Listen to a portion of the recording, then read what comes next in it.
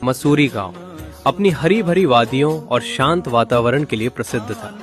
यहाँ दो महान संत रहते थे जिनकी दोस्ती और लीलाएं गांव भर में मशहूर थी। एक थे श्री बलुगिरी जी महाराज, जो अपनी गहरी तपस्या और गंभीर स्वभाव के लिए जाने जाते थे।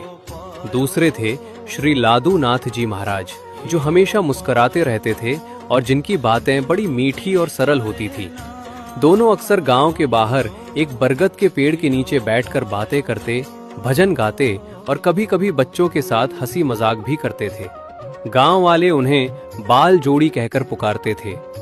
एक साल मसूरी गांव पर भयंकर संकट आया। बारिश बिल्कुल नहीं हुई और कुएं, तालाब सब सूख गए। गांव का महाराज का कुआं, जिसे श्री बलुगिरी जी ने स्वयं अपनी कृपा से बनवाया था, वो भी सूखने की कगार पर था। गांव वाले चिंतित होकर श्री बलुगिरी जी महाराज के पास पहुंचे। मुखिया ने हाथ जोड़कर कहा, महाराज, इस बार तो श्री लादूनाथ जी भी परेशान दिख रहे हैं। पानी की एक बूंद भी नहीं बची।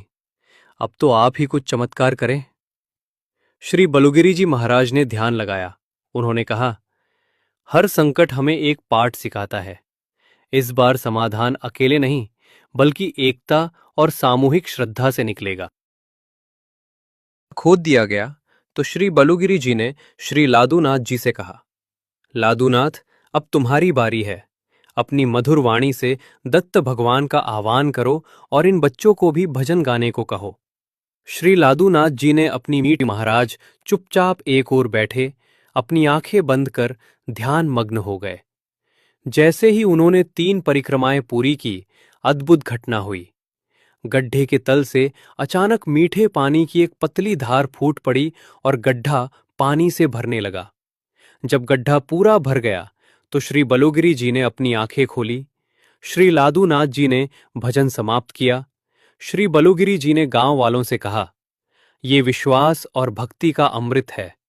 जब 2 संत एक साथ आते हैं, श्री बलुगिरी जी की तपस्या और श्री लादूनाथ जी की भक्ति, तो कोई भी संकट बड़ा नहीं होता। उस दिन के बाद मसूरी गांव ने एक नया अमृत कुआं पाया। ये कुआं कभी नहीं सूखा और इसने श्री बलुगिरी जी महाराज और श्री लादूनाथ जी महाराज की अमर कहानी